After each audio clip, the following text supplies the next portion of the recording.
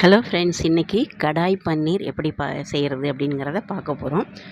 இப்போ எப்போதும் போல் நம்ம அதில் ஆயில் விட்டுக்கிறோம். கடாயை வச்சு அதில் ஆயில் ஊற்றிட்டு அதுக்கு தேவையான தாளிக்கிறதுக்கு என்னென்ன தேவையோ அதெல்லாம் இப்போ ஒன்று ஒன்றா நம்ம போட போகிறோம். கடாய் பன்னீர் ரொம்ப டேஸ்ட்டாக இருக்கும்.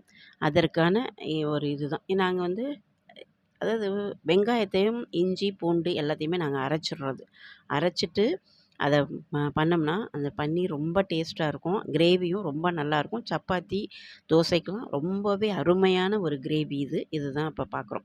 அதில் வெங்காயத்தை நல்லா இஞ்சி பூண்டு எல்லாத்தையும் நல்லா வதக்கி எண்ணெயை ஊற்றி நல்லா வதக்கிடணும். அந்த கலர் போகும் பார்த்துக்கங்களேன், அது வரைக்கும் நல்லா வதக்கிடணும். வதக்கிட்டதுக்கப்புறம் அதேமாதிரி தக்காளியும் தேவையானது 2 தக்காளி. இதில் நான் சின்ன வெங்காயம் போட்டதுனால 1 கப் சின்ன வெங்காயம் போட்டு, ஒரு துண்டு இஞ்சி, ஒரு 4-5 பல் பூண்டு எல்லாம் போட்டு அரைச்சி எடுத்தாச்சு. தக்காளிங்கிறது 2 தான். ஒரு பாக்கெட் பன்னீருக்கு. அதையும் போட்டு நல்லா வதக்கிடணும். வதக்கிட்டு அதுக்கப்புறம் என்ன செய்யணுன்னாக்க, அதுக்கு தேவையான மஞ்சத்தூள் கொஞ்சமாக ஒரு 1/2 ஸ்பூன் மஞ்சத்தூள் போட்டு அதையும் நல்லா எல்லாமே பச்சை வாசனம் போகிற வரைக்கும் நல்லா வதக்கிக்கணுங்க. அந்த மஞ்சத்தூள் வதக்குனதுக்கப்புறம் அதில் பார்த்திங்களா கலர் நல்லா மாறிடும். வெள்ளை வெள்ளையேன்றது அந்த இஞ்சி பூண்டு வெங்காயம் எல்லாம் கலர், தக்காளி எல்லாம் நல்லா கலர் மாறிடும். மாறினதுக்கப்புறம் நம்ம மஞ்சத்தூள் போட்டிருக்கோம். மஞ்சத்தூளுக்கு அப்புறம் இப்போ அது வதங்கிறதுக்கு தேவையான அளவு உப்பு கொஞ்சம் போட்டுக்கிறோம்.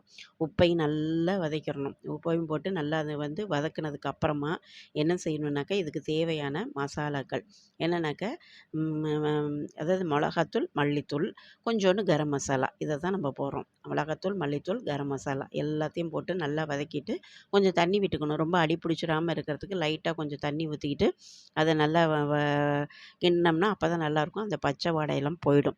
போனதுக்கப்புறமா என்ன செய்யணும் அப்படின்னு சொல்லிட்டாங்கன்னா, எந்த அளவுக்கு தேவையோ அந்த அளவுக்கு அதில் தண்ணியை ஆட் பண்ணிக்கணும். நம்ம ரொம்ப கெட்டியாக வச்சோம்னா ரொம்ப கெட்டியாக வச்சுக்கலாம். ஓரளவுக்கு ஒரு தண்ணியாக இருக்கணும் அப்படின்னு நினச்சிங்கன்னா, நம்மளுக்கு என்ன தேவையோ அதுக்கு தகுந்த மாதிரி நம்ம செஞ்சுக்கலாம்.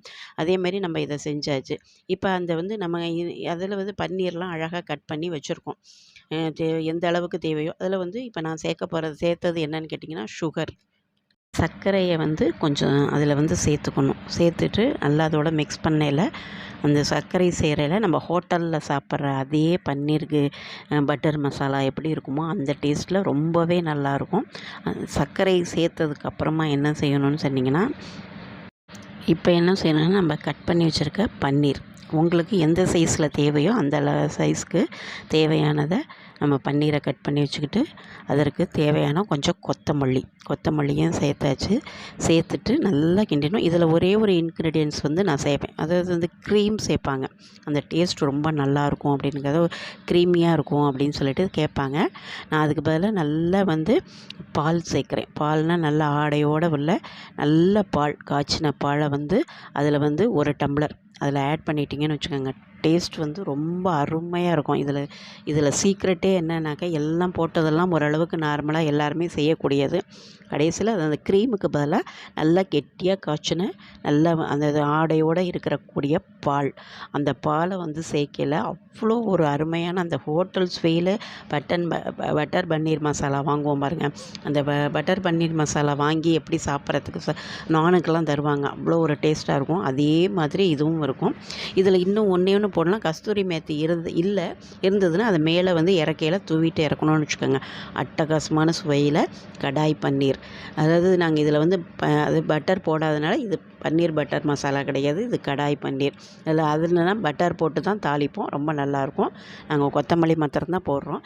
கஸ்தூரி மேத்தி இருந்தால் போட்டால் இன்னும் சுவையாக இருக்கும். நீங்கள் அதாவது அவ்வளோ ஒரு டேஸ்ட்டான இது சப்பாத்தி, பூரி எதுக்கு வேணாலும் சாப்பிட்லாம். ரொம்ப டேஸ்ட்டாக இருக்கும். நீங்களும் ட்ரை பண்ணி பார்த்துட்டு எனக்கு சொல்லுங்கள்.